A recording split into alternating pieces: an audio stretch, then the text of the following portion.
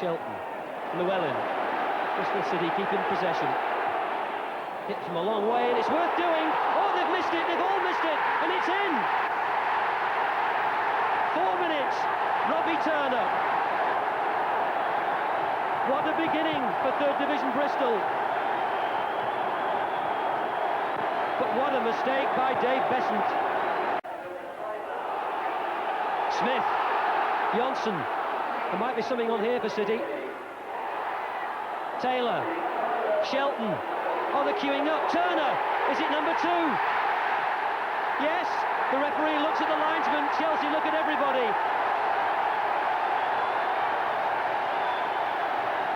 Chelsea have contrived to commit suicide.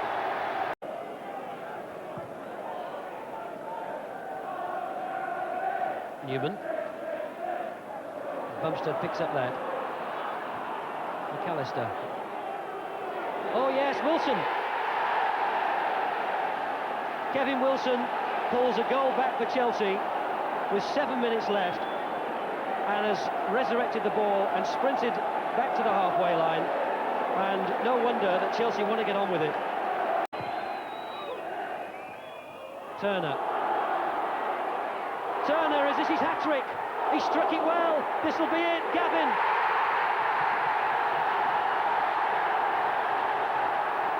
It's the last minute of the match, and Mark Gavin has made it 3-1 to 3rd Division Bristol City, and Chelsea are extinguished. Williams. Mortimer outside him, but never allowed to play the pass. Onside this time.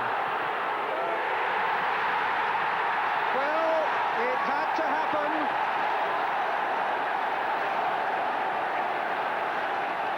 And the congratulations for Tony Ford, well deserved. Peak. Forward by Minto. Mortimer to put it back for Minto. He's got 2 to cross to.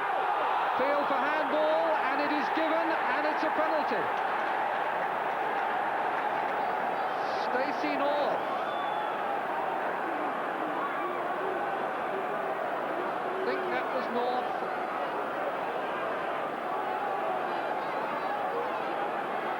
The dejection tells its own story. Colin Walsh against Naylor. Oh, what a fine save! Well, that was brilliant by Naylor. Crowd on their feet. Maybe Tony Adams can do something coming forward from the back. Oh, he can. Give it straight to Ray Wilkins, and Clark's away, and there's no flag. And Weigl is in the middle, and Rangers have got real possibilities here. And Parker's made a run from the back as well. And he's in there! Oh, what a good chance! And Paul Parker, who I can never remember scoring for QPR, actually, won't get a better opportunity to open his account. It was the break they've been waiting for all afternoon. It came with an Arsenal error, then Clark got away. He saw where Parker was, the beautiful cross, and he put the header wide, and his expression said everything. Villa took 7 minutes to get their noses in front. Gordon Cowan's free kick, skipper David Platt arriving at the near post. 18 minutes later, Paul Birch, replacing the injured Tony Daly, made it 2-0 after Ian Ormondroyd had won the aerial battle with the Vale defence. A sweetly struck shot by Birch, but Platt was quickly urging more from his colleagues, and early in the second half it was a dynamic run by Platt that led to Villa's third. Birch received the pass, and his cross to the far post was met by Ian Olney. 3-0 to Villa. 4 after 65 minutes, thanks to this fabulous free kick. Substitute Stuart Gray, the scorer. 5 minutes later, an easy second for Birch. Adrian Heath's challenge on Vale keeper Mark Grew left the ball invitingly in front of an open goal. 5-0 to Villa, and a sixth from another Stuart Gray free kick left Graham Taylor describing the performance as one of the most complete of any team he's managed.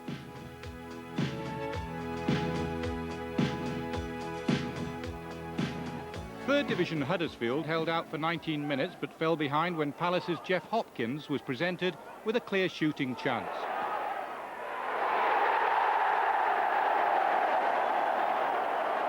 Two minutes before half-time, even more of a gift from Huddersfield for Palace's second. A real mix-up coming up between keeper Lee Martin and Graham Mitchell. Mark Bright had an open goal, but Huddersfield's Dudley Lewis got the final touch. 2-0 it stayed until the 72nd minute, and then Phil Barber's cross was met most emphatically by the head of Bright.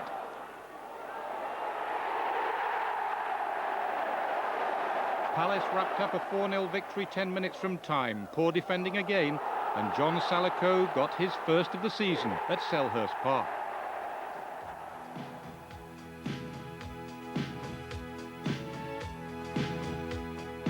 Southampton, still in with a chance in all three domestic competitions, needed a great header by Neil Ruddock from Matthew Le Tissier's corner to overcome second division Oxford's brave fight.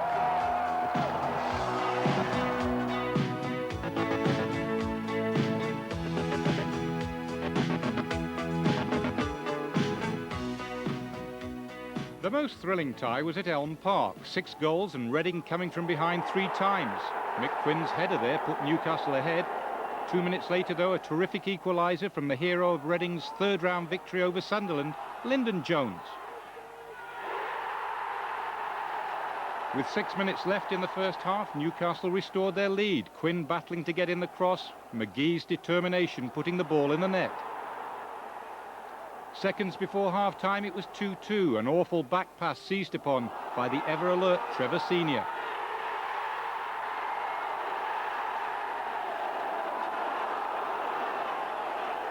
Into the second half now, and Newcastle snatched a 3-2 lead 19 minutes from the end. Steve Francis makes a good save, but Mark McGee is first to the loose ball. The game was into injury time when Newcastle committed their second dreadful back pass. Gallagher the culprit, Michael Gilks, Reading's hero. The final score, Reading 3, Newcastle 3.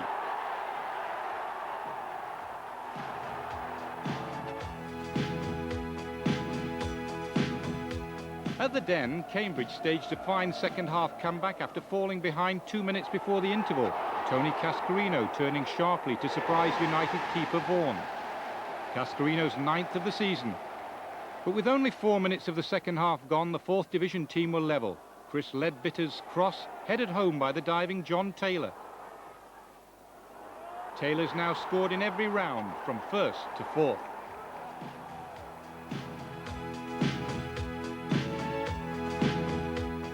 Victory for the 4th Division over the 3rd at Spotland. Steve O'Shaughnessy's terrific free kick finding the one gap in the Northampton wall. That was after 51 minutes. Rochdale's second came 15 minutes later. An aerial battle following the corner, and Jason Dawson arrived in the right spot at the right time. The afternoon's misery was completed for Northampton, conquerors of 1st Division Coventry in the 3rd round, when they conceded a penalty 7 minutes from the end. A push the offence. Wayne Goodison confidently converted the spot kick. Rochdale 3, Northampton 0.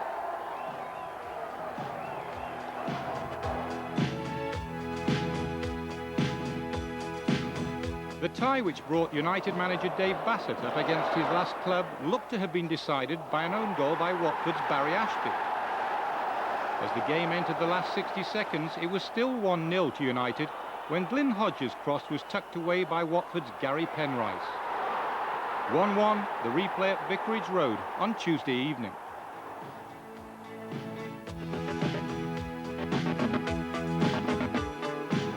It's a year since Oldham lost on their artificial surface, so it came as a shock to the Boundary Park fans when Brighton took the lead 6 minutes after the interval. Mark Barham scoring from a tight angle.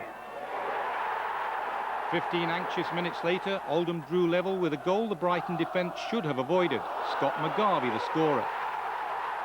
2 minutes later, Oldham extended their undefeated record at home to 29 games. It was created by Rick Holden, finished by Andy Ritchie. Quite a week for Andy, 2 in midweek at Southampton, and today the Oldham winner, his 20th goal of the season.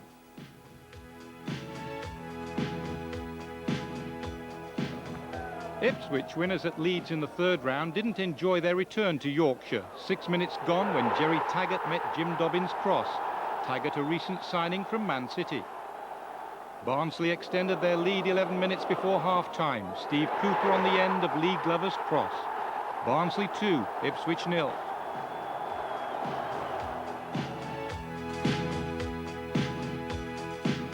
It's taken Blackpool, now in Division 3, 31 years to reach the 5th round, but the goal that beat 4th Division Torquay was spectacular. Gordon Owen's strike benefiting en route by clipping a Torquay defender's foot. Blackpool 1, Torquay United 0. Hughes. Again, a lovely turn by the Welsh international. Oh, it's Duxbury, the captain. Is he going to do the captain's job? He is. Clayton Blackmore, and in the end, it looked easy. But what an important contribution by Mike Duxbury.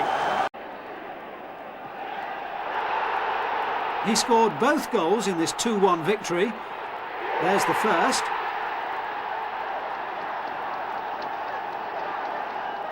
David Hurst equalised for Wednesday.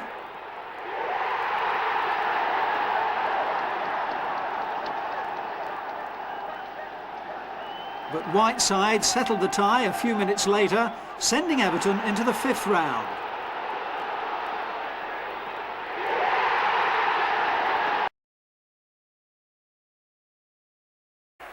Again, it was Brian Deane whose powerful presence in the penalty area was paramount. He put United in front with just 2 minutes gone. But Watford got back into the game thanks to a controversial penalty decision by referee Ken Redfern. He penalised United's defender Colin Hill for that challenge on Watford's Gary Porter. After the arguments had died down, Porter himself got up to take the penalty and Watford were level after 38 minutes. But United refused to buckle, and their winning goal in the second half came from captain Paul Stancliffe, a Yorkshireman whose career at Rotherham and Sheffield United spanned over 600 games. The replay at St James's Park went Newcastle's way. A 4-1 victory had Gallowgate regulars talking again about cup glory, with the older supporters reminding the younger ones that not since 1955, 35 years earlier, had Newcastle won the FA Cup. Those who'd read about the great days of the Edwardian era, when Newcastle were the best team in the land in the league as well, wondered whether the name Newcastle United would once again return to the pinnacle of the English game. What is unquestioned is the devotion of the supporters, who've topped their league season after season. No club has a more ardent following than Newcastle United, and there's nothing like a big cup tie at St James's Park to send the spirits soaring.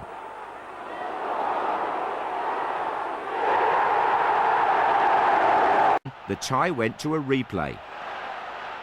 Oh, that's an absolute beauty. And I suspect that in the middle of all that may be Kenny Sansom.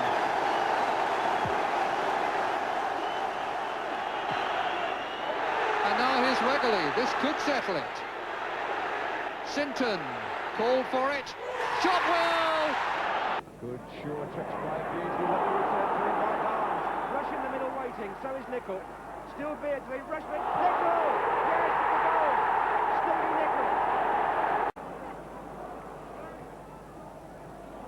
And with 20 minutes gone, it's David Phillips. Fleck is waiting in the centre here. Fleck! It's the equaliser! 2 minutes later, Norwich are back, and it's Robert Fleck, their top scorer. And here's Dale Gordon for Norwich, Hansen for Liverpool. And Beardsley picks it up again. A longer ball this time. Barnes! Yes! So the responsibility here is for Peter Beardsley himself. The Norwich fans behind the goal are trying to put him off. He's talking to Keith Hackett. 3-1. Emphatic, and Beardsley has made 2 and scored 1.